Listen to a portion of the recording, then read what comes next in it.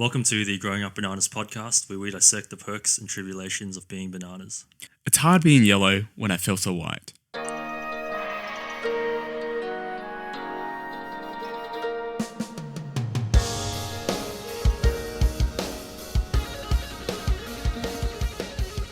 My name is Ethan.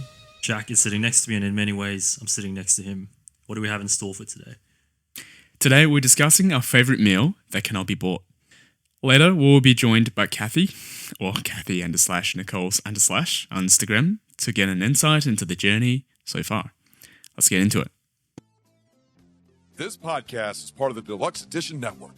To find other great shows on the network, head over to deluxeeditionnetwork.com. That's deluxeeditionnetwork.com.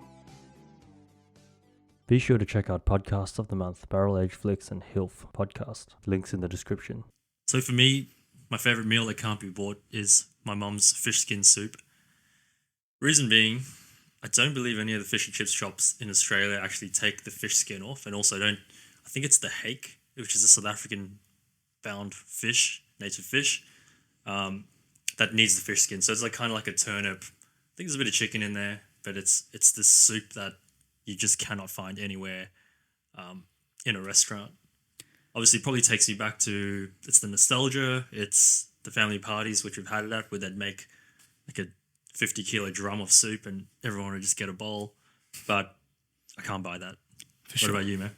Yeah, it's the stories behind these dishes, isn't it? So I think I have to go for something similar. It's my mom's fish dish. But unlike Ethan's, nobody would actually take it from a meal. Like, she would make these dishes for me when I get home from school when I was in primary school, and she would, play it up so much. It's so good for you. Like, I put in so much effort, but in reality, she literally just seasoned it with salt and, I think sparingly with ginger and garlic, and I have to pretend that it's actually a beautiful dish. And it's in some sense, it's that sort of sentimental value that make me remember it the most, but the taste is just something, I tell you. Unique. Unique is a brilliant word. Sorry, Mom. That's right. Look, I mean, at the same time, it's like you say, it's the sentimentality of the dish. Whether we want it or not, we can't really get it. So I think that's what makes these dishes usually special in our eyes, I suppose. Absolutely. Yeah. We want things that we can't get, and currently it is that. Well, actually, I don't wish for that dish, but then I wish for the stories behind it. Yeah, that's it. So we've got a pretty long one coming up. So Cathy, who was good enough to share quite a bit of her time, her story, very open. We've got her coming on, so really looking forward to getting her and learning more about her life so far. Awesome. Let's do it. Let's get it. Before we get started, this episode is brought to you thanks to Ronin Grooming. If you're looking for a fresh cut and some quality chats, hit up Richard at Ronin Grooming, located at Wills Gym, McGregor, and give him a follow at roningrooming.au on Instagram. Let's get into it. So we're very fortunate today to be joined by Cathy, or Cathy _Nichols_ on Instagram. Hi. Cathy enjoys some of the finer things in life, and coming from a mixed race background, very much looking forward to hearing from her today. How are you, Cathy? Yeah, I'm good. So to start off then, do you consider yourself a banana? No. I would actually consider myself a fried egg. Explain, please. Well, because, obviously I'm mixed, right? And when you fry an egg, it gets mixed up. And it's yellow and white. And I'm yellow and white. So it's just a combination of both? Yeah. I don't know. It's always hard to say whether I'm more Asian or white. I feel like I also hear different things as well. Like, my dad looks at me and he just thinks, you're so Asian. And that's because, I would say, most of my friends are Asian, and, I love eating Asian food, and, I speak multiple languages at home as well, and, there's a lot of Asian holidays that I very much love celebrating. Yeah. But then at the same time, I feel like my mindset is obviously very Western, and, my mother and I definitely, there's a lot of things we don't see eye to eye on, because she has a certain perception of how you should live your life, or how things should be done based on how she grew up. And then obviously for us, we're growing up in a Western society and a Western culture, so it's a bit different there as well. that's more of like I guess like cultural sense, and then like in terms of like appearance, it's I don't know what I Depends look on the like. hair color and the makeup on the day. We've been through a few hair color changes, yeah. I've noticed on your Instagram. Yeah. I guess, how often have you been asked then, where are you from? A lot. I think I have like a list, like a mental list of like all the races people have guessed, because it's just like it's just become like a fun guessing game. I think the most unique one I've gotten is Russian. Were you happy with that? I was perplexed. I don't know what I look like. I feel like I just look both. But yeah, some people look at me and they're like, "Oh, you look more Western," or "You look more Asian," or they're like, "You look like you're Japanese, Thai."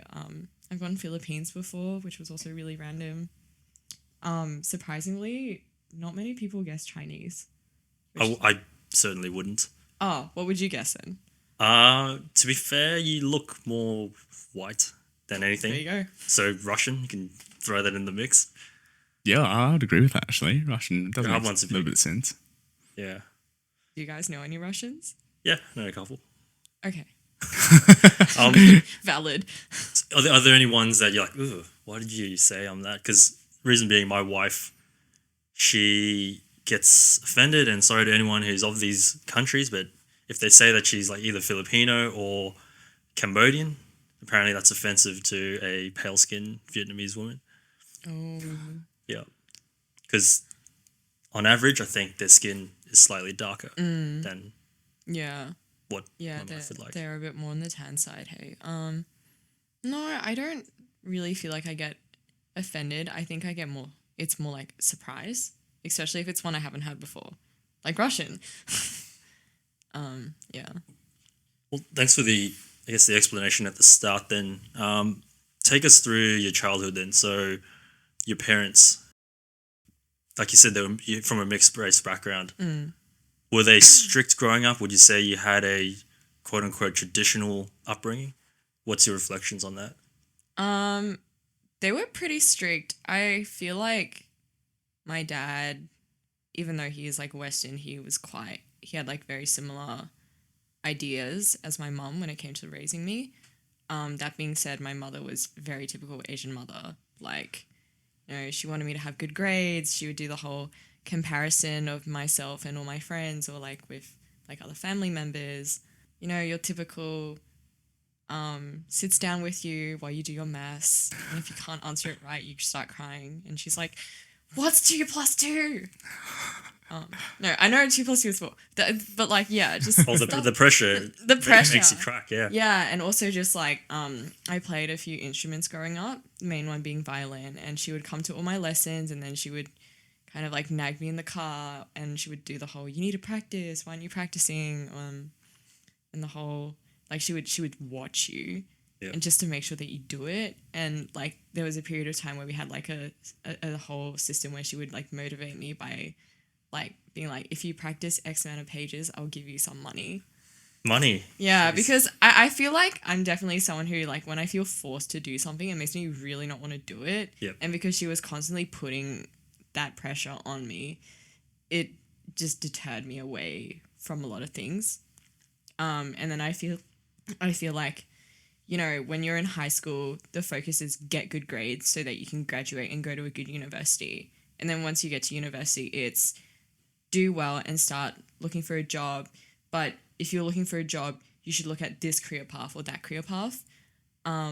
So last year, when it was my last year of uni, and I was applying for a lot of grad jobs, and I actually got rejected from every single grad role I applied for. Right. Which was tough. And, I remember trying to talk to her about it one day, and she was like, "It's because you do marketing. Like, I hate that role." And I was like, "Why?" And she's like, "It doesn't make you money. You're not going to be able to succeed, blah, blah, blah. You should have done finance. Why didn't you do finance?" In my arts degree, I was majoring in international relations and Chinese. So she was like, "Why don't you do diplomacy? You can travel. Why don't you do this?" And I'm just like, I just don't really feel like I'm as interested. So I feel like in that sense, it was quite typical. And even when I was younger, I always felt like I had to please her. Like, I don't know if that's something you guys relate to, but and sometimes I still feel this way, although not as much in the last few months. Like I have to get her approval because she was just, or never really felt like she was just happy with me or proud of me. Yeah. I don't know. That. I feel like that was a lot, one lot. There is. But I do think a lot of people feel similarly to me as well, but they just don't talk about it. Let's take the heat of you for a second then. So Jack's obviously been on the podcast. What was your experience like? So I look at the example of, because you're a musician, played a few instruments. Did you have that sort of pressure on you? Yeah, I'll say, it definitely is pressure.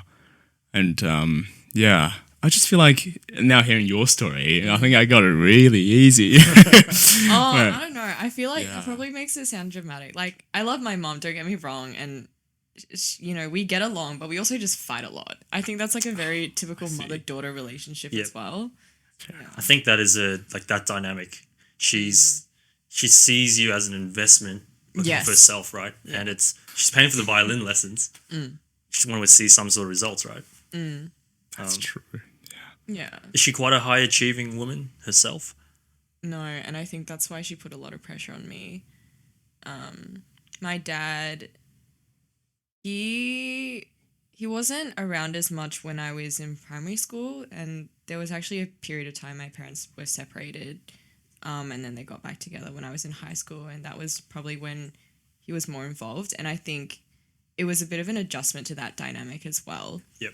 Because while my mum was more strict about like my academic and like the sort of investment she was making into like my hobby, like violin and all that sort of stuff, my dad was strict in terms of, I guess, like, me going out with friends or me like staying up late or staying out late, and like what I did with my time. So it's kind of interesting. I feel like my mom, there were definitely times where she was a bit more strict about that, but at the same time, I don't know how to explain it. They were just like strict about different things. And like, I just remember like when I started high school, my parents went through my Facebook, or more specifically my dad, he went through my Facebook and deleted every single boy off of my friend list because he didn't want me to like interact with anyone. So he was very strict in that regard, and like I don't think that's a very typically Western thing. Like I have a friend who's like a few years younger than me, and like she's full Japanese, and like this is the sort of stuff like her parents would do as well. Yeah. I don't know. Well, I have to agree with you. I think it's not a necessarily Western practice to do something like that. Yeah. So I wonder, have you spoken to your dad about it? Why he did it? We don't talk about this stuff. I don't know what it is. Well, at the time, how did you cope with it? I just rebelled. I feel like once I like entered uni as well, I kind of like we would fight about it at first, and then he kind of just gave up and just let me do whatever. I think also that was good because it was like showing that he trusted me with how I use my time. Yep. And like it definitely makes a difference too. Like I felt like because my parents were kind of giving me a bit more freedom about like what I was doing with myself, I was like I didn't want to disappoint them or do anything that would like cross their boundaries or their rules. Yep. Yeah.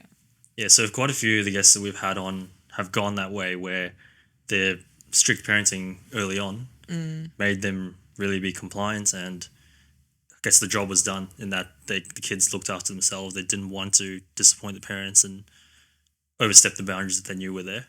So I think that's quite a typical experience. I don't know if you mentioned before, do you have any siblings? Yeah, I have 3 older brothers. 3 older brothers. Yeah, they're all white. So it's from my dad's first marriage. Yeah. Yeah. And are you guys close? I'm closest to my 3rd brother because he lives in Brisbane. Yep. He moved over when I was 13, 14.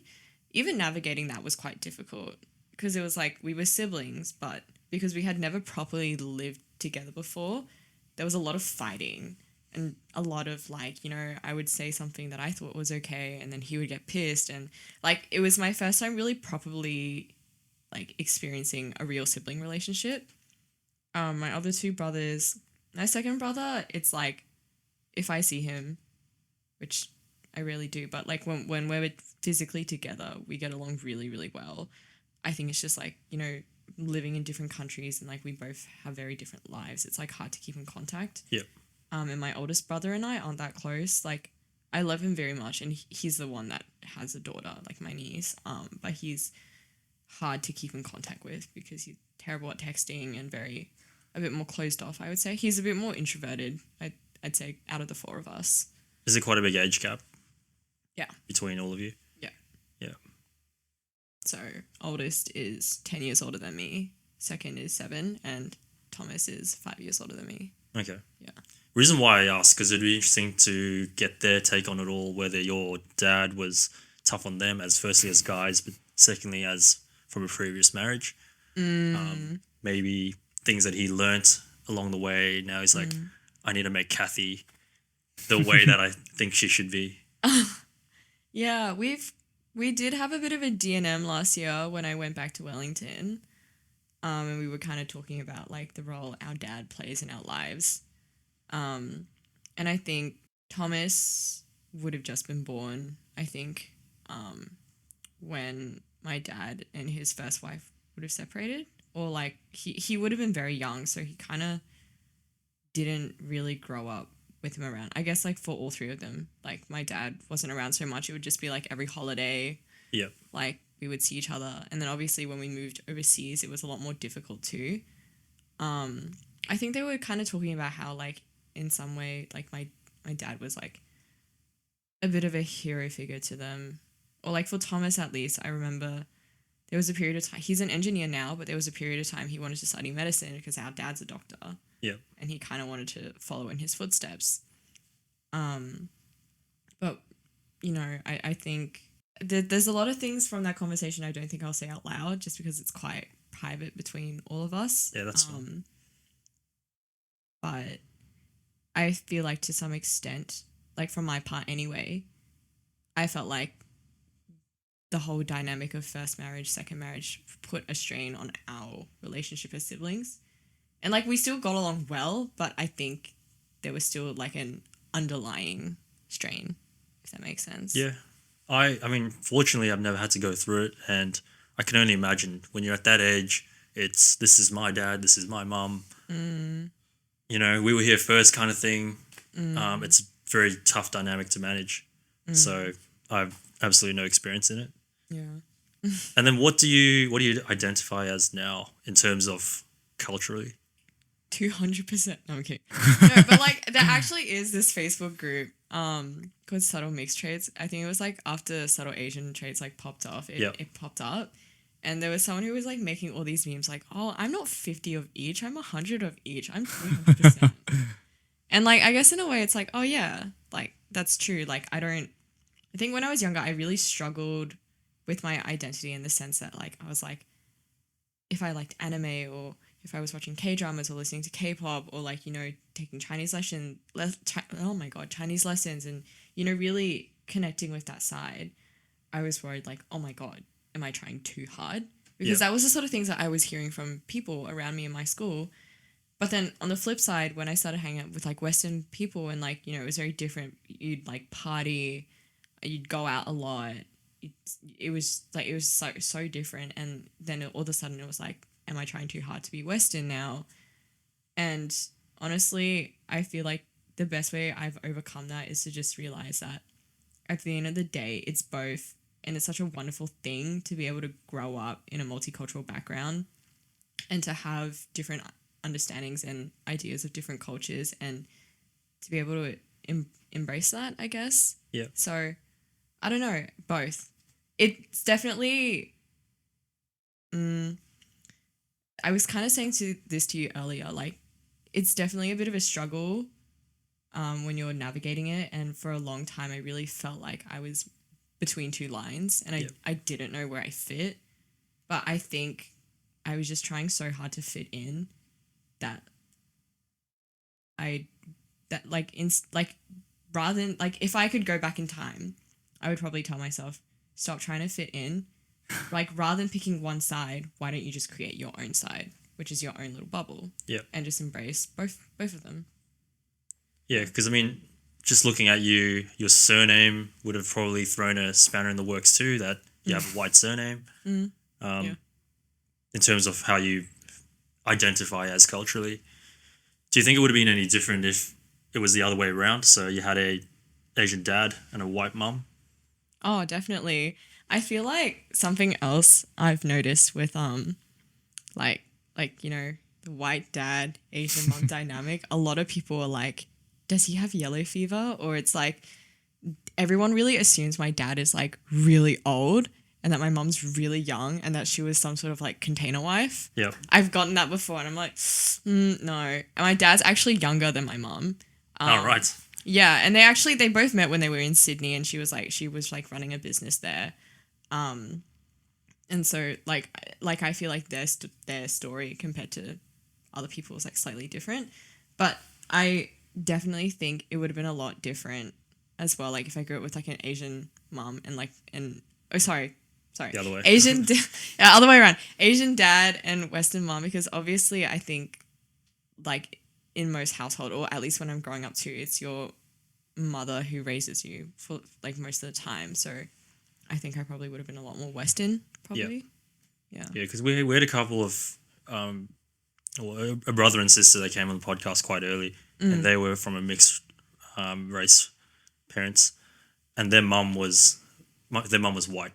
Oh yeah. So they had basically an Australian upbringing their whole lives. Their dad was there, but in and out.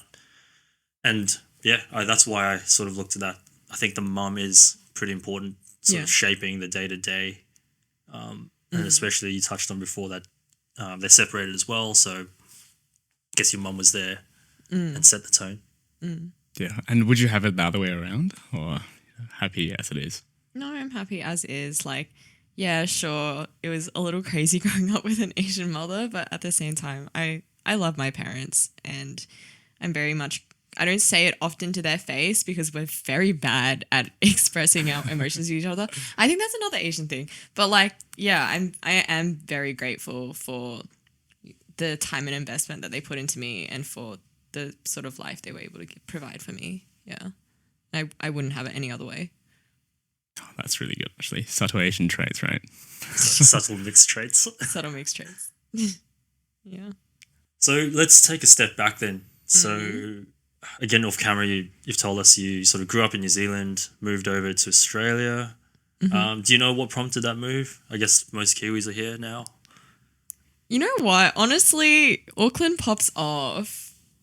It's a beautiful city. It's so beautiful. New Zealand is so beautiful. It's so, like, when people are like, New Zealand's just like a second Australia, I'm like, no, shush, stop talking. It's its own country. No, that was a bit of a tangent. Not a sore point. My dad got a job here. And Okay. he's been in the same, well, not same role, but like same company, same hospital since, I guess. Yeah. What were you like at school then? So were you quite a It's outgoing people person? pleaser. Or? Oh, I don't know. Okay, in primary school, I really did not fit in, which is kind of interesting because we did have another mixed girl, but I think maybe she was a lot more Western, and also I guess because she started school there before I did, as well. She fit in a lot better. I think for me, I was a bit of an outcast because like the things that I liked were like K-pop, anime. You too? Yeah, I guess. Yeah. I was trying to figure out, what exactly should I like as opposed to what I actually like, which is a bit of a shame. I really had no friends in primary school. Do you think it was because of the mixed background, or were you just a bit awkward at that stage, which a lot of kids are still trying to find yourself? I think both. I think just from day one, I didn't fit in. Like, they were like, are you a tomboy? And I was so desperate to make friends. I was like, oh, yeah. And then you got labeled a tomboy? No, they figured out I was lying. Yeah. So that was a really good first impression. I think what was really important for me, like during that time, was the friends that I made through music. And one of the friends that I made, she's my best friend now. and she's also Asian, and I guess she was the person who kind of introduced me to like what anime and K-pop and K-dramas and all that sort of stuff was, and like trying to share that or like trying to authentically own that in primary school where it's predominantly white, and also it was like a really small school as well. There was only like 30 people in my grade.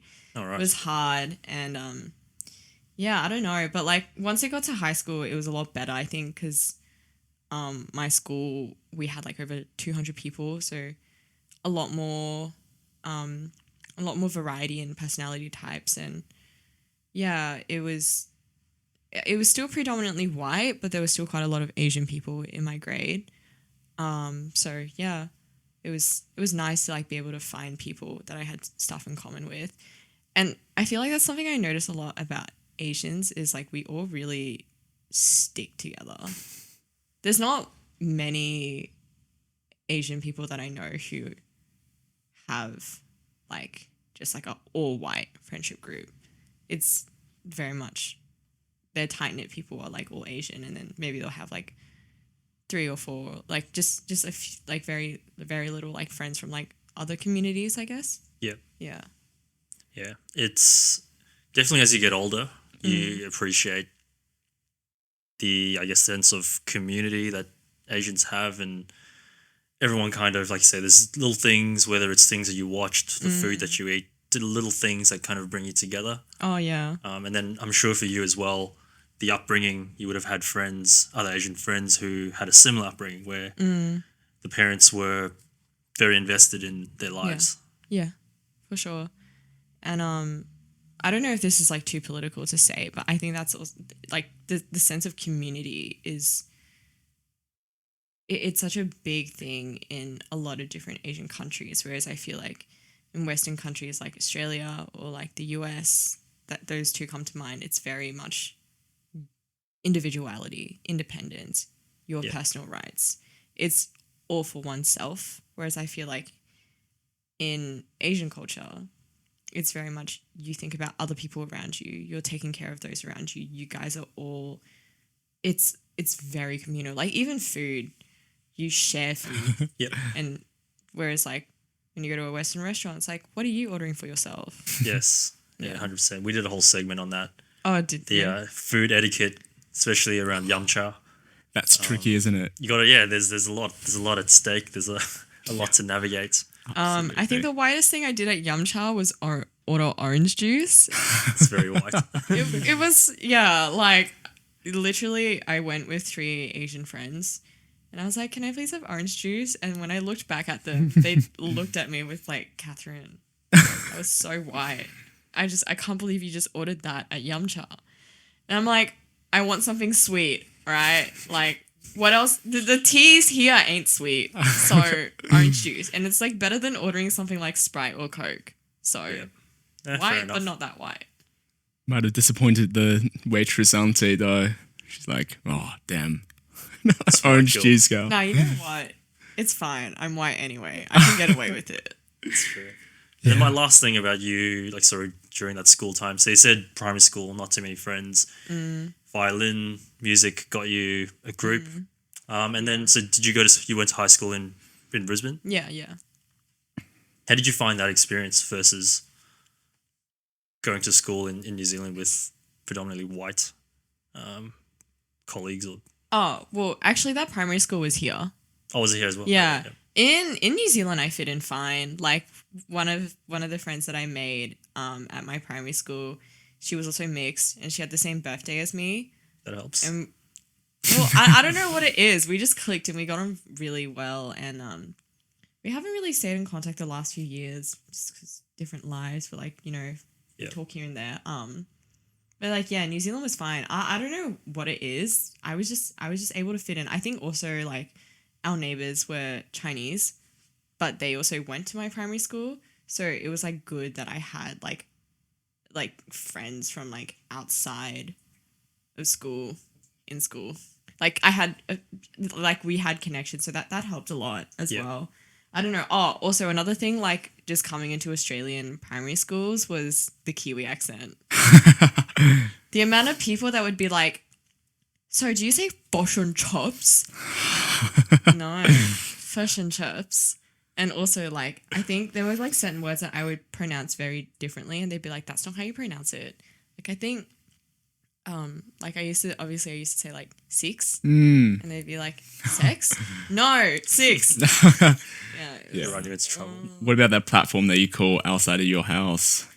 The dick. Oh, Right? true. Yeah, the that's dick. one I get made fun of all the time. Because you both spend time in New Zealand. The funniest one is the chili bin. So I got a Kiwi friend, and every time, yeah, man, I'll get the chili bin going. I'm like, what do you want about, man? I'm not gonna lie, I don't know what a chili bin is. You know what a chili bin is? That just makes sense. A chili bin, a cooled bin. It's esky. Yeah. It honestly sounds like a spicy bin.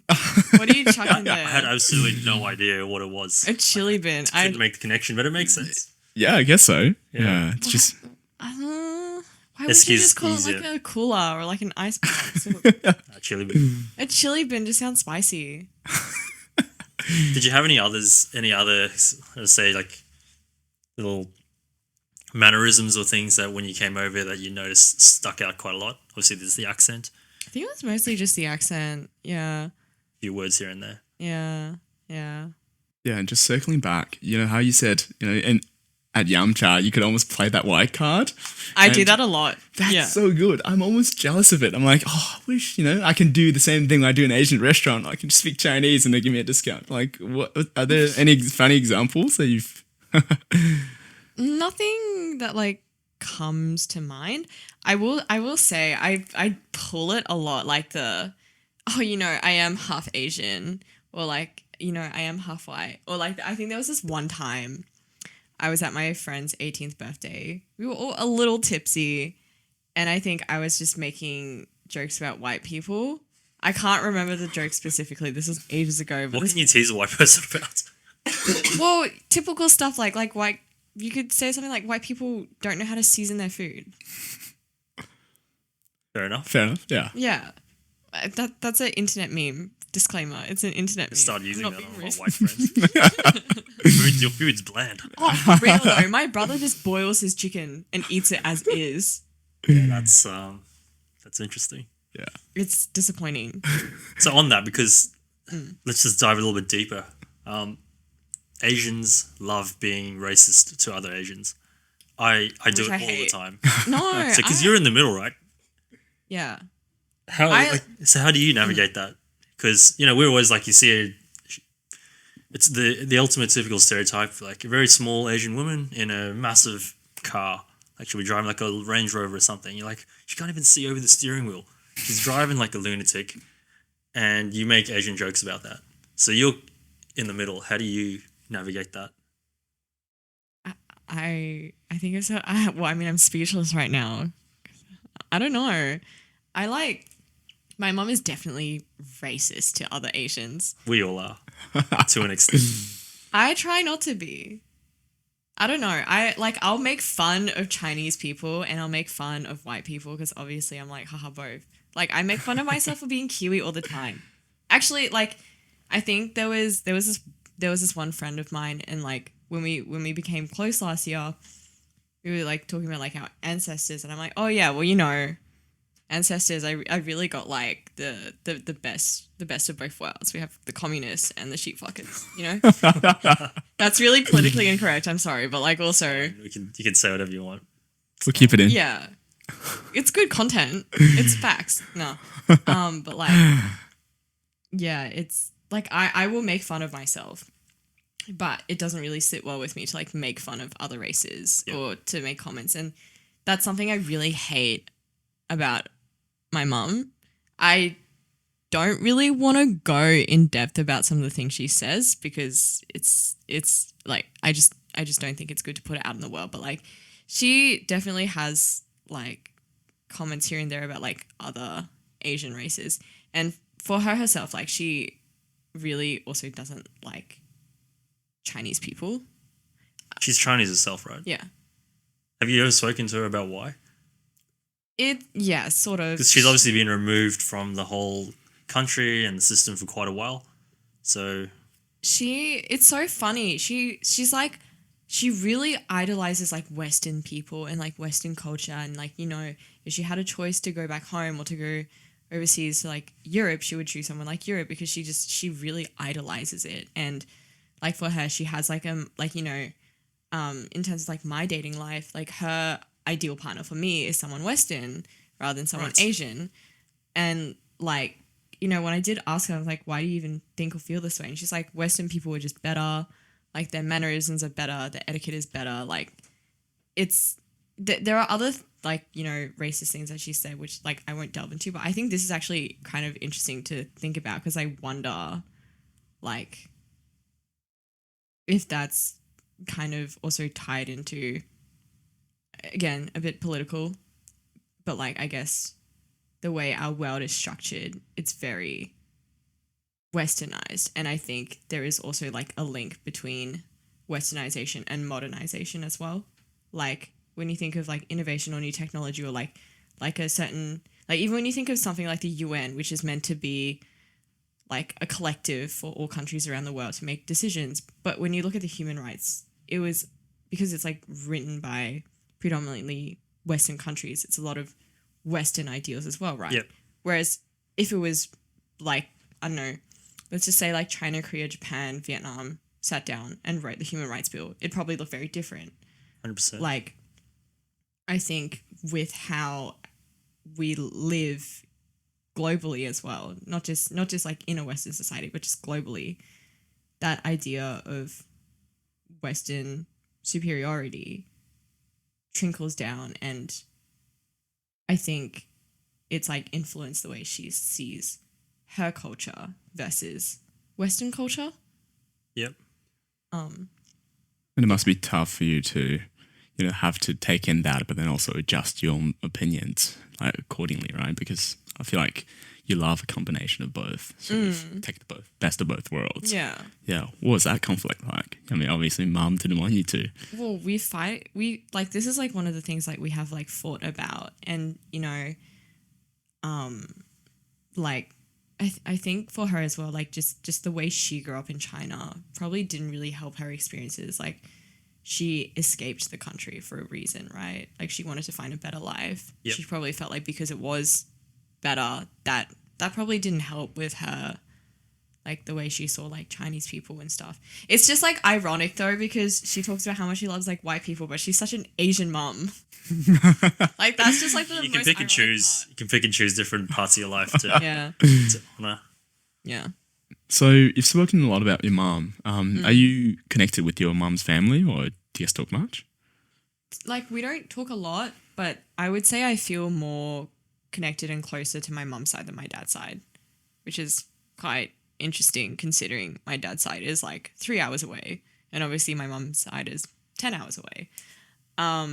I think, you know, growing up, before 2013, 2014, I used to go back to China every year and I would see my family. Right. And, you know, like one of my cousins, actually both of my cousins on my mum's side, like at a certain point, they lived with us in New Zealand. So we built a relationship that way. And then like my aunties, they would also come visit us and they would stay with us.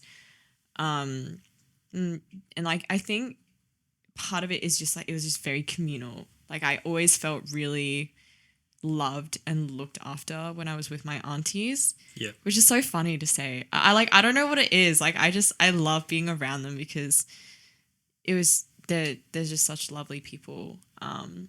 But like in terms of my dad's side, I like, don't get me wrong, my aunties on like his side they're lovely as well, but I've never really felt close to them. And all my cousins as well, they're more like my brother's ages. And like, you know, they're married or getting married and they have kids and stuff. So I always felt like a bit more disconnected. And I think also they were very to themselves. I don't know what it is, or I don't know, like it felt like they would always get along really well with my brothers, but not me. Okay. And like, I don't know if that's an age thing or if it's just, again, like second marriage, like new kid sort of thing. Like I've never talked to them about it. Yeah. Well, it's interesting that you feel that way because there must have been a reason why. I mean, just meeting you today, I don't think you'd make this up in your head. No. So there must be some reason. And then, are you a useful Asian in that you can actually speak Chinese? Yeah. I speak. Because I'm not. Oh. Yeah. I can speak Cantonese and Mandarin. And all right, because you said before you speak multiple languages. Yeah. Anything else besides those two or three with English in the mix? I did 5 years of Japanese in high school, and the only line I remember is "Watashi wa sushimi desu," which doesn't even make sense. It was just you just are a, sashimi. yeah. No, it was just like a meme we would throw around in class, and yeah. My Japanese is very rusty. Yeah. Cool. So I guess that might be a reason why you were able to also feel at home with the Chinese side of the family, because you could speak. Yeah. I've spoken about it a few times on the podcast. Once when we've gone back to China and met that side of the family, can't say a word. So it's pretty awkward. Feel all the love and it's amazing, but You I can't communicate. Yeah. So that's terrible from my end. I mean, even though like I can speak, honestly, my Mandarin's really rusty because I don't have a chance to use it. Like when I used to work in retail, I was working for brands that had a lot of Chinese staff. So I was able to practice my Mandarin and it improved. But I feel like since leaving, because I don't really have any Mandarin friends, or like, most of my relatives are Cantonese, I don't use it as much. And like even my Cantonese as well, it's like I actually, both languages, like I feel like I get a very mixed response. Because Like- of the way you look. Yeah. Yeah. That, and also just when I open my mouth, like I just, some people are like, you have such a white accent, or like I've been told your Chinese is shit by one of my friends. Or it's like, you kind of sound like a Malaysian when you're talking Cantonese. Or like I have one friend, he's a few years younger than me. We got close like recently. But like, I'll talk to him in Cantonese because I want to practice with him, and he just laughs in my face. And I'm just like, shut the fuck up, man. Shush. Well, at least you're trying, right? At least you Yeah. can speak, which is better than most of us. How did that come about? Did you go to Chinese school when I you were did. younger? Yeah. Yeah. My grandma raised me at first, because like back in New Zealand, my mum used to work.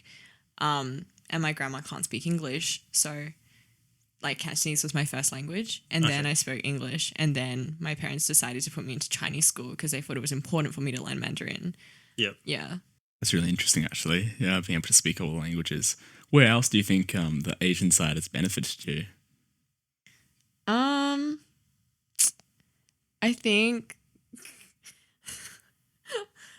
I feel like I always pull the multiculturalism or like the Asian card when I'm applying for jobs. Why not? It is what you are, right? Yeah. You're not kind of... Yeah. It's not like me, like, oh, yeah, I had Indian food once. I love Indians. Oh. That's... And, you're yeah. actually half. Yeah, and like, even on my resume, I put like my full legal name, and my middle name is my Chinese name, which is Okay. Xinjie.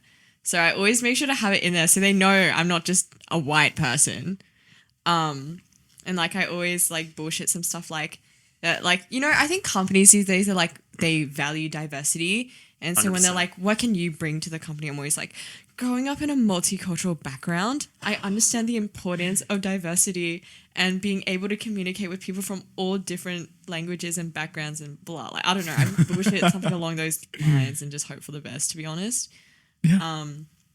Yeah, I feel like I use like the Asian and white card to my convenience. Circling back to that story about like us all being a little a little tipsy at my friend's 18th. So there was this white guy, and like, yeah, I made a joke. Like, I again can't remember what I said. Probably something along the lines of white people can't season their food. And he took it so offensively.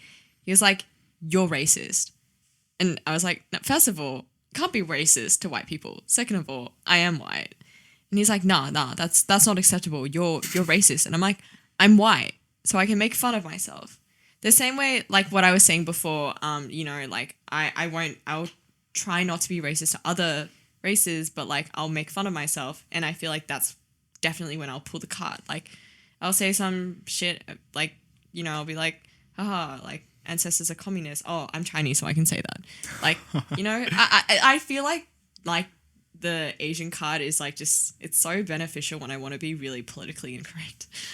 Yeah, I agree. I do the same thing. Yeah. Unfortunately, from the white side, can't really get too far there. But I think you're so right. When it suits yourself, but the big thing as well is, Cathy, you say you're joking about yourself rather than you're not, talking about Hispanics or black people.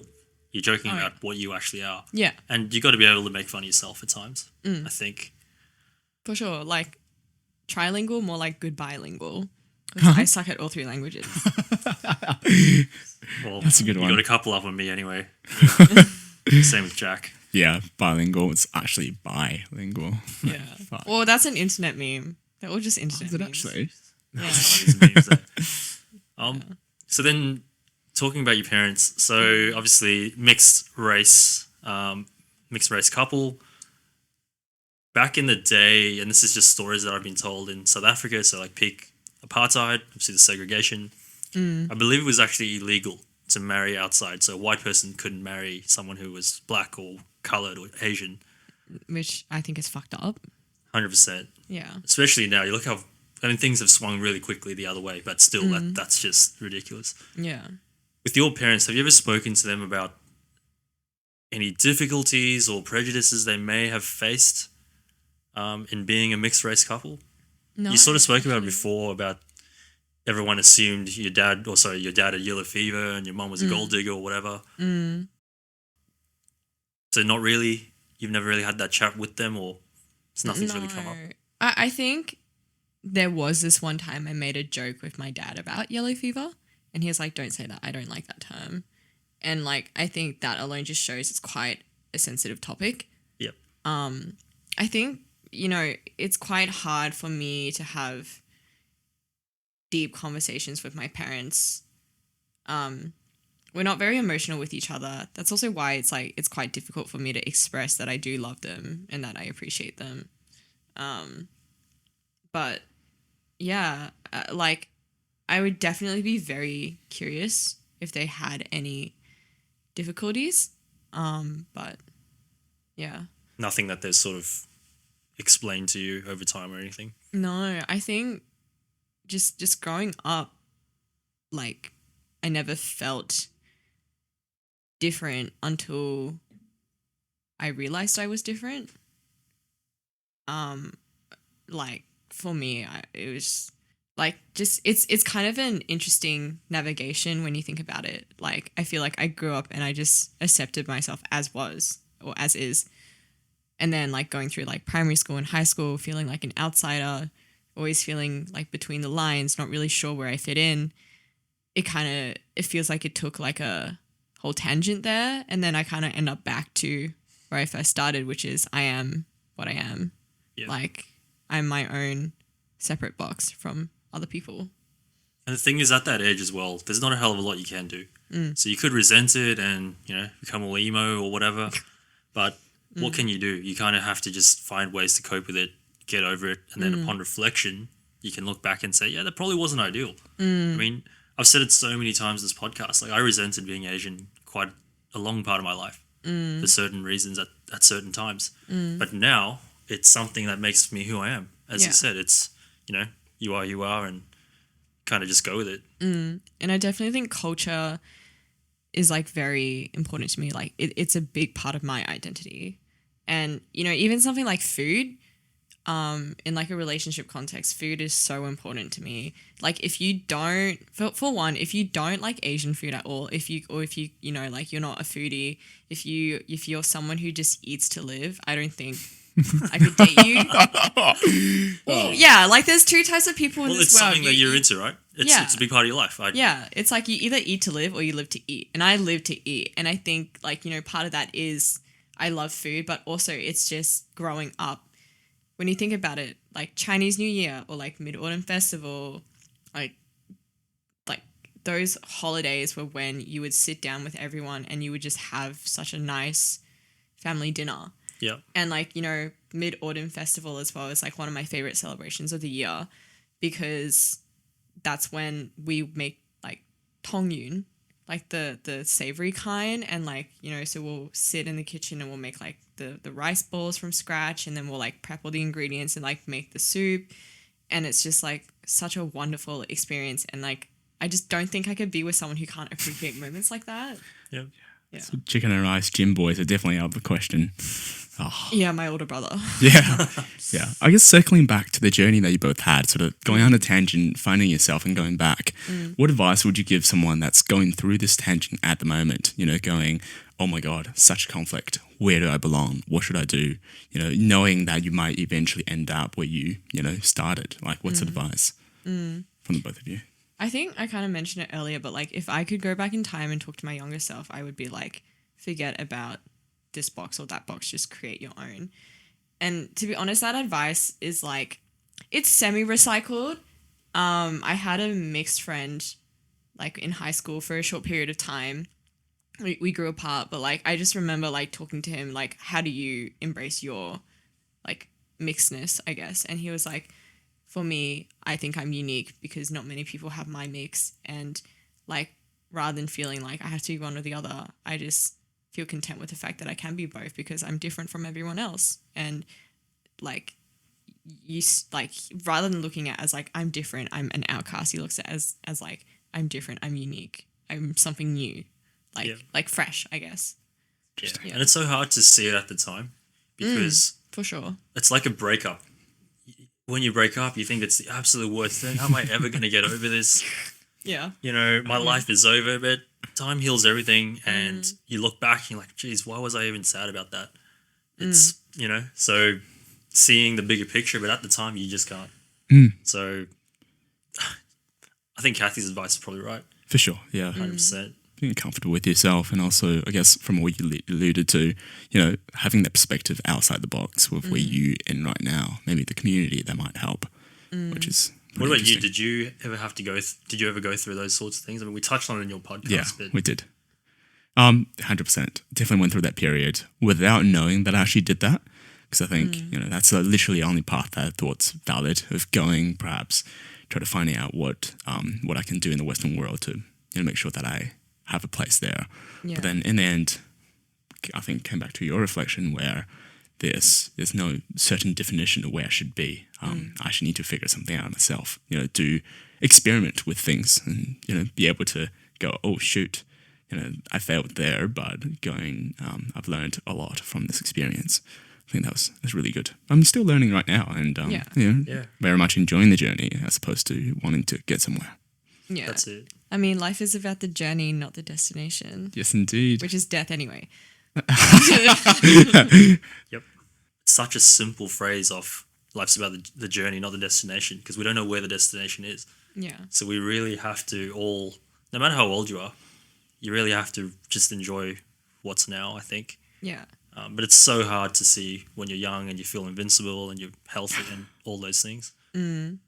And I'll be honest, like I'm very comfortable with like my cultural identity, but like, you know, I think I still have a lot to work on as a person. Like I'm not fully comfortable with myself. Yeah. But that, like, I think what you were saying, like, you know, in life, you do have to embrace the failure and just learn. Like, that's so difficult for me to do.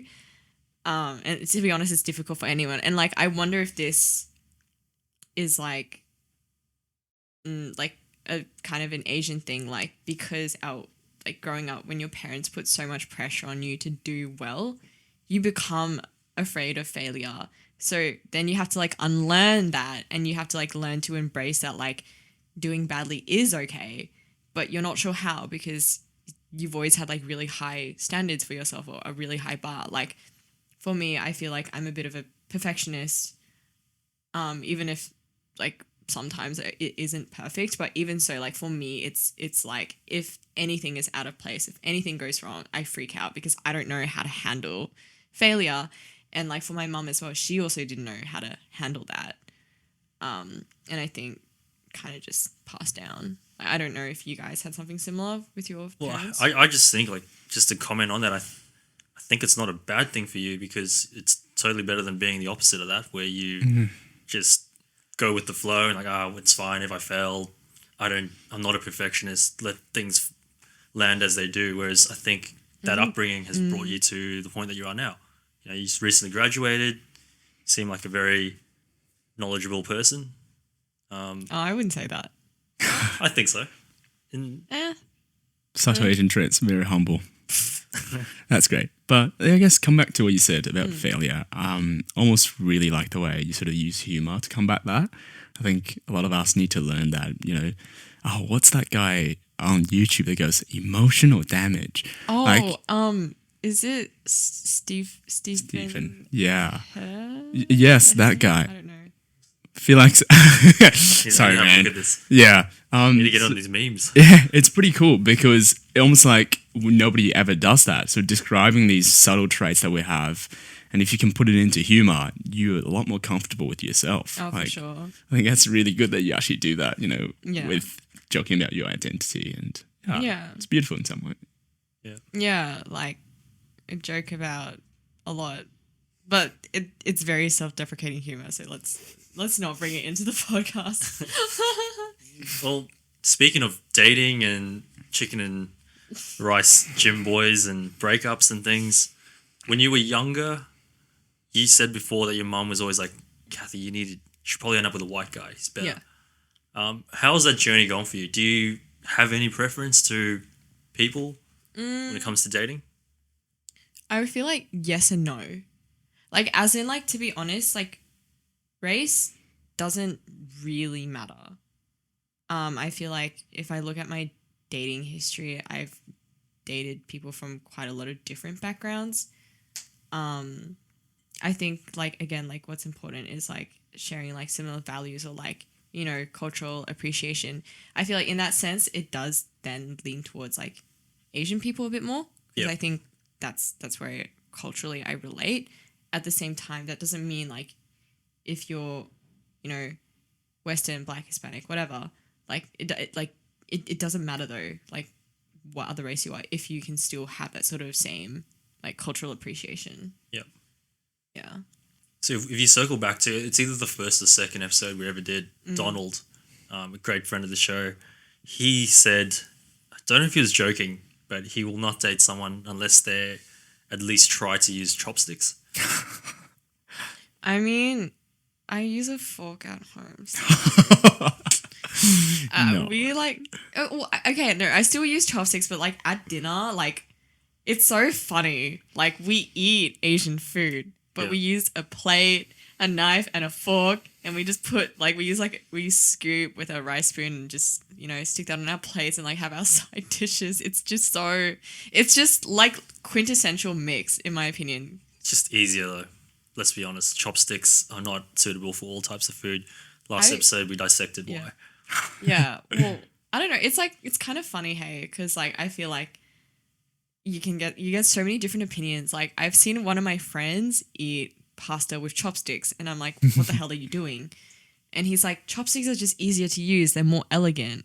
But then on the other side, it's like at the same time, though, like if you're trying to pick like really small food, then chopsticks can be more difficult. Yeah. Or like, what if you... A singular grain of rice, sticks, unless you've got the technique down pat. Yeah, or like, what if you just want to scoop like a massive amount of food? Like a spoon would be more suitable. Yep. Like, yeah. I think, no, I don't, cutlery doesn't really matter.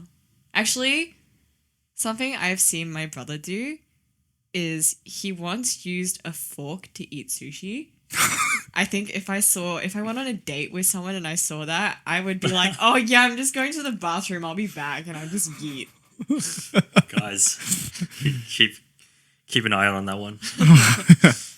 Yeah. And then I'll open this up to the both of you. So culturally, obviously, it's pretty important who you end up with one day because, it's either going to be, and Jack and I were talking about this before, the culture's either going to die with you or it's going to extend depending on who you end up with. Is that something that's important to you? Yes. I don't know who wants to go first. You go first. I feel like I do feel that pressure of having to carry on that tradition and culture, perhaps some part of the family bloodline in terms of like I guess verbally as well as sort of emotionally. So I think that'll be something that I guess would be on the top of my list in terms of priorities. But at the same time, there are definitely other things that I guess I value a bit more. It's more like the partner's connection with me, I think, would be quite important as well for us to build this, coherent family. And then on top of that, we can perhaps add in the culture mix. So yeah, I guess it's no simple answer, but happy to try things and see how it works out. And I feel like, I always find a way, hopefully. Yeah, that's it, man. I like that answer. Where it's, like you say, yeah, it's something to think about, but it's not the everything. So. That's true. It's interesting. I feel like my perspective is it is different. Like, I think for me, I think so long as like, my partner is like on board with it, then I find it important that like my kids understand their culture, or like, but I think again, it's just something that I connect with very strongly and I care about very strongly. And I also want them to be able to embrace like who they are. And like, that doesn't mean, I'm going to force it completely down their throat and be like, you have to do this, because you're Asian, or because whatever they will be. But I think it's just more like, I feel like, we kind of have touched on like how my mom doesn't really like Chinese people, and she has like an idea of like Western people being better. I think it's really important for me that like my kids can love and appreciate their culture, and that they shouldn't feel ashamed of it, no matter what anyone says. Yep. And that's why I think it's important. Yeah. Yeah, I think we'll have to have a chat with your mum one day and get a deep dive as to why she's so anti Chinese. But again, that's for another time. So then moving on to, I guess, you now. So friends, what you like doing socially. Obviously, the whole reason why we sort of connected was because of BSA. Yeah. So take us through your journey. I believe you may have been a part of another organization before that, possibly a rival or a competitor. Sort of rival. Oh, I don't like. I was part of the UQ Hong Kong Students Association. Yeah, that was quite an experience. You don't look like you're from Hong Kong. Well, I'm not. And like, even like, yeah, like my mom's side is mainland. Yep. So yeah, that wasn't fully well received by everyone. I think last year, like, people were more comfortable with it, and like, I really loved my team last year and the people that I was surrounded by, and like, even though we're not in the same society anymore, like, nothing against those people. I'd say the year before that was a struggle. It was like my first year, and there was a lot of problems between like domestic and international students. Okay. HKSA has quite a interesting history. Like, it's known to be very international, and there was, domestic students were not really seen necessarily as equals. Oh my god, I really don't know how much I can. This is like spicy tea. I'm liking this. Look, everyone, it's from your perspective, so don't feel like you need to be all, conservative. But it's your experience. My disclaimer is, if anyone from HKSA or past HKSA ever watches this, I'm not being offensive. That's my disclaimer. Of course not. Yeah. I think for me, just seeing like so much conflict was frustrating, because at the end of the day, like, the core of that society was, we were here to do one thing, right, which was celebrate Hong Kong culture, promote it, educate others, cross-cultural exchange. But how can you do that when you're not willing to meet each other halfway? And like, something that I faced was, so I ran to be president of the club, and I guess certain people were unhappy with that because, for one, half white, not full Asian. They had a problem with that. And then also, I think, like, you can see the cultural differences.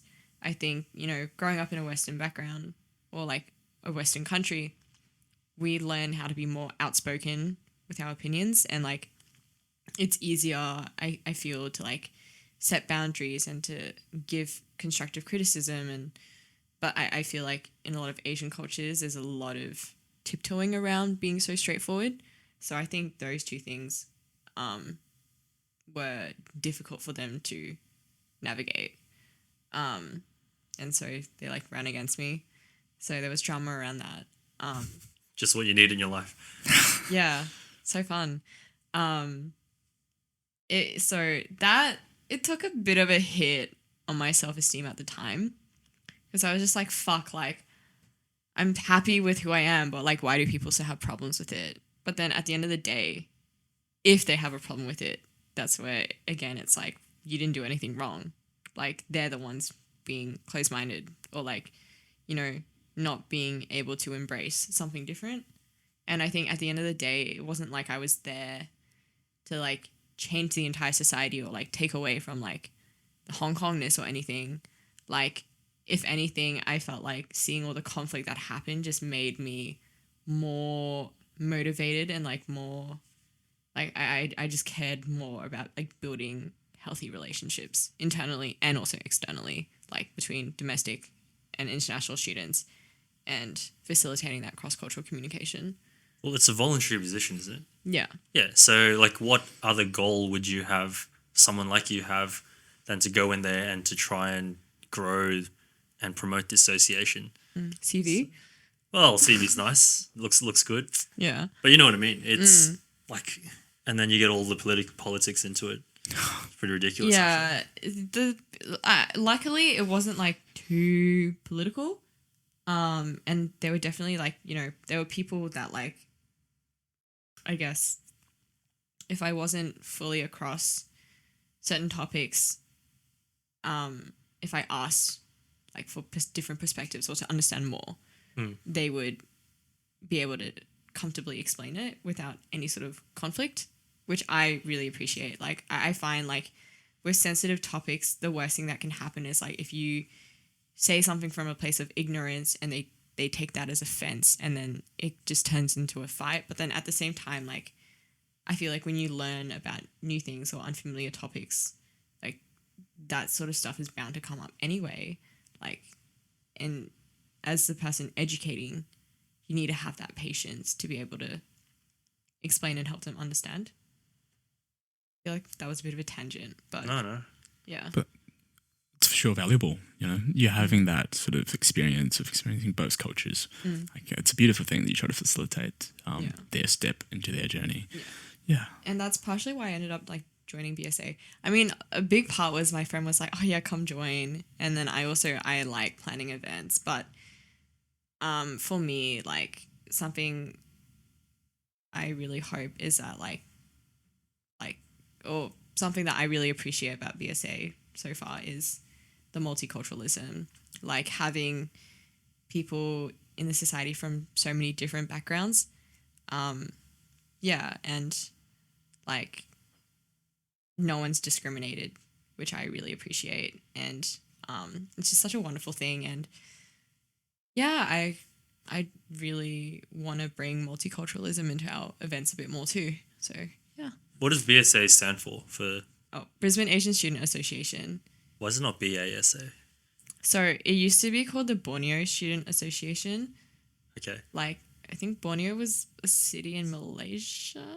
Right. I think. I did not know that. Yeah, and then I think because it started becoming so multiculturalism, they changed their name. Yeah. No, I was kidding about the BASA. Bazafish? Just no Asian in it in the acronym, but that's cool. So you're obviously there now. What's your position there? I'm the events director. So yeah, I plan the chaotic events. And now that you're graduated, you get to stick around, or how's it work? Oh yeah, like I started this when I was already graduated. It's kind of like a hobby for me, I guess. Yeah. Because like I do enjoy like planning events. And I think part of me joining as well was just to see if I had a knack for it, because that's also like a potential career path I'm looking into. Well, is there any last thing you'd like to talk about for BSA? Obviously, you went from the Hong Kong Student Association to here, enjoying your time. You really want to drive the multiculturalism. I think it's a great initiative, especially for international students, but not only them. I think for students that are born here as well. Yeah, I would say it's definitely like a society that is more domestic. There is like it's called the international. international students to society. So I think more international students join that. I feel like the one thing I would probably add on BSA is if there is any young listeners here, and if you're just entering uni and you need to like meet like new friends and you just want like a sense of community, joining BSA is definitely something I'd like say yes or push you towards. Yeah, it's unbiased. Promise. Obviously, I'm biased. Yeah, No. obviously. It's a really good plug, actually. Just connecting the threads there. Like earlier, we talked about the community, helping your journey, and it's immensely powerful. Yeah. Now we sort of talked about BSA and sort of uni societies. So absolutely, get involved with these communities. At least try it out. Yeah. And you never know who you might meet. And Yeah. maybe a chicken rice gym boy, and the story starts there. Yeah, probably not. Yeah, no. Season your chicken. Yes. Right. Well, for sort of wrapping up the conversation, leading into the future, what's next? What's next for you? What do you hope to achieve in the next 5 to 10 years? Oh shit. That's like something I would expect in like a job interview. I don't know. I'm still figuring it out. I feel like I change my mind like every month. Not necessarily work-wise, because Oh, we don't know what's going to happen there. But True, like personally, do you want to travel? Do Yes. you see yourself in Australia long term? I think like for the time being, I see myself in Australia, but I would definitely be open to moving overseas. I feel like New Zealand would probably be my first choice. Just going back to New home. Zealand. Yeah, going back home, Yeah, back to where you come from. it's not the worst. Yeah. It's definitely not the worst place to go to. Yeah. Otherwise, like somewhere else I feel like I would love to live is like Singapore or Malaysia. Probably more Singapore. That being said, cost of living is oof. Yeah. And definitely want to travel. Yeah, I don't know. I just want to enjoy my 20s. Probably Goes by very quickly. yeah. I'll tell you that much. Yeah. I can't believe I'm turning 23 this year. It's really weird to think about. Yeah. Well, I think you're going to be even more sad when you turn 30. So enjoy the ride while you can. Yeah. Cool. So thanks for that, Cathy. That was really good, really insightful. Jack's just going to wrap it up with a couple of short answer questions. Don't think about it too much, whatever comes to your head, and then we'll kind of get a little bit of context as to why you've said what you have. Oh shit. Okay. All right, let's get it. I overthink. This is scary. Yeah, that's okay. Try your best. All right, the first question is, who is your biggest role model? No, I feel like there's like different people I feel, inspired by, or like I just look at them and I'm like, I look up to you. It's not. Can you name one or two? So one of my work managers from a previous job, she and I became really good friends, and like she taught me a lot, and yeah, I really look up to her as like a leader. I mean, like especially like a female leader figure as well. That's life. And then I think if we're talking about like in terms of like motivational speakers or any of that kind, Gary Betwist, I can't pronounce his surname. He runs the Mojo sessions on Spotify, and he always like sits down with like interesting people and like does these really cool conversations with them. And I think he has a lot of good insight as well, and a lot of good ideas. Yeah. Perfect. That's really cool. And I guess our second question is, what does a meaningful life actually look like for you? Ooh, I think like, I don't know, just being able to do everything that I want to do and like feeling comfortable with myself and feeling like what I am doing with my life adds value to society. Do you think you're there yet? No. Definitely not. That's all right. You're young, 23. Yeah. Young. No, I'm Young. kidding. You are young. Sure. Still growing, which is good, yeah. And knowing that you're really humble, the next question might be a bit tricky, but give it your best shot. What is your greatest accomplishment? Graduating and working full time. I don't know. I'm actually not that humble. You don't have to be. If you've achieved something, or not, even if you haven't, it's your life. Yeah. You can be proud of yourself. No one else is gonna be proud for you. Yeah. Cool. No, Great. it is a great achievement. 100%. Yeah. I'd agree. Yeah, I guess I can attest to that in a couple of years, hopefully. No, great. What about your dream job? Is there one?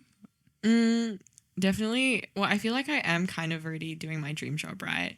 Like technically my role, it's like digital marketing and events, but then I feel like I'm doing more of like the digital marketing side. And then I'd say like BSA is like where I get like that fulfillment of like planning events. And like I've, even though I don't necessarily feel like I'm where I want to be in terms of like my level and skill set, I feel like I'm still in the right place, as in I'm doing what I want to do with my life.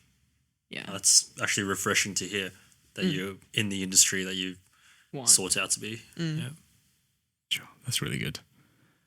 What about, how would others describe you? Chaotic, emotional, red flag. Red flag. I don't know. Dive too much into that. I think this is a warning sign, right? Possibly. Let's go through that really quickly. So chaotic. Why? I don't know. I just feel like I'm a really chaotic energy. Like I bounce around and like I feel like I'm like sometimes I'm like just on my own wavelength that I just don't really think about other things happening around me. And then I'm like, oh shit, I'm so sorry about that. Yeah. What was the second one? Emotional. That's fine. It is what it is. Yeah. And then red flag. Why are you a red flag? Because I'm emotional and chaotic. That'll do. Yeah. But I think that's kind of cute, right? Being able to handle yourself and know yourself that way. Like, I am that, and therefore I need Well, yeah, it's better than you thinking, oh, I'm so calm and composed and poised, when in reality, maybe you are, maybe you're not. I don't know. Absolutely. I think something I want to be, though, and something that, like, I'd say, like, what I'm sort of trying to work towards, I say sort of only because I feel like I lost track the last month, but, like, being rounded and, like, trying to be good at different types of things. Yeah. What sort of things is it that you want to expand on? For one, I feel like learning, so reading a lot more books. Just getting back into reading like fiction and nonfiction. Violin, just using that as an outlet, but like I think like after taking such a long break from it, getting back into it, it's just like you have that motivation to get better as well. Kind of weird. I don't know. I like playing golf. Okay. Actually, that was the other thing I did this morning. I went to the golf driving the range. Yeah, big park. So that's something else I want to get good at. And yeah, I guess just taking better care of myself. I don't know. Okay, next question. Don't throw stuff at Ethan, because this is definitely a hard question for you. So if someone stole food from you to feed their starving family, would you consider them as a bad person? Ooh. No. You gotta do what you gotta do to survive, right? Like, ethically, it's not great, but it's understandable. Obviously, if you're stealing food to, like, feed your family, it's because you want to look after them, right? But if you're stealing food just for the sake of just you feel like it, or, like, it's just for yourself, like, no. Yeah. Yeah, we need a bit of context around that. That's for me to fix. Fair enough. Okay. Obviously you mentioned a few, but is there anything in particular you do to relax? I think just like everything I said. But I guess like I watch a lot of Netflix. Have you guys seen The Glory, the Korean drama? My wife binged it in a day or two. Oh, so good. I've heard very good things about it. So why haven't you seen it yet? I don't like watching subbed TV. Just learn Korean. I'd love to. Okay, so Glory, anything else you're watching at the moment? Modern Family. I feel like sitcoms are like how I like, because they're all such short episodes. It's just really easy to just churn through. You can just pick them up and you haven't missed anything. Yeah. Did you watch Physical 100? No. I fell asleep during the first episode. We were at my friend's house. It was like after market day. I was literally lying across his couch with a blanket over my body, and I just fell asleep. Fair enough. While they were watching it. I was so tired. I just finished off You, the second half of the last season. Oh yeah. It's good. Yeah. Are you, Jack, watching anything at the moment? Oh no, With no. all your spare time? Oh, no. Yeah, I think I don't watch much Netflix, unfortunately. Yeah. What do you do then? I do a few things. When I have some time, I do like to read a bit. It's really exciting. What books do you read? I think, I'm currently pretty nonfiction. So I'm the sort of guy that starts like 5 books and read them concurrently. Oh, yeah. That's me. I'll show you my reading list after because there's so Yeah. many that are like in progress right now, and I just switch between what I read. That's Yeah. good. Life's too short to read a shit book.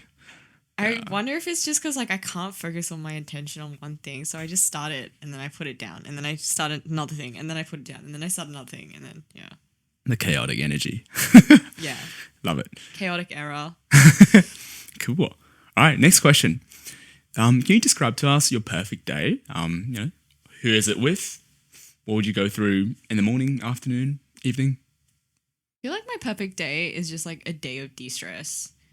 Actually, a really good day I had earlier this year. I started my morning off at the Rage Cage in Hillcrest.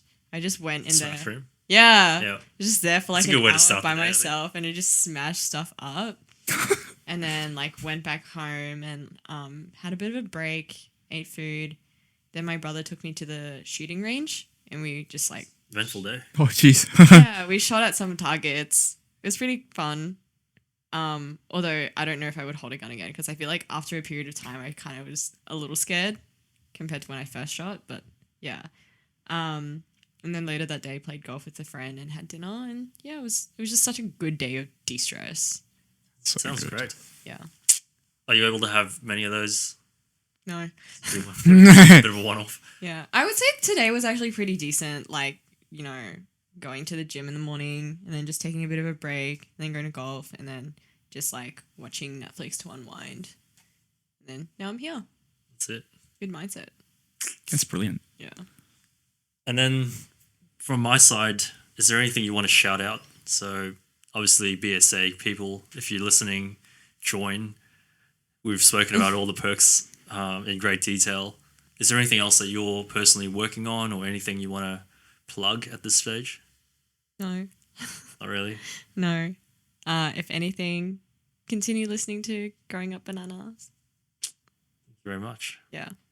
But no, that was really good, Cathy. I think everyone's going to have quite a bit there to digest. So We covered a lot. we really did. We really uncovered. Wait, what? There was another word that came to mind, and it's still we are still running on like 3.5 hours of sleep. Oh, My bad. Have you done well? happy. Yeah. So yeah, I mean, OPM, right? Yeah. Shameless plug to OPM. yeah, OPM. Thanks again for your time, Jack. Thank you. for your time, man, and Yeah. check us out.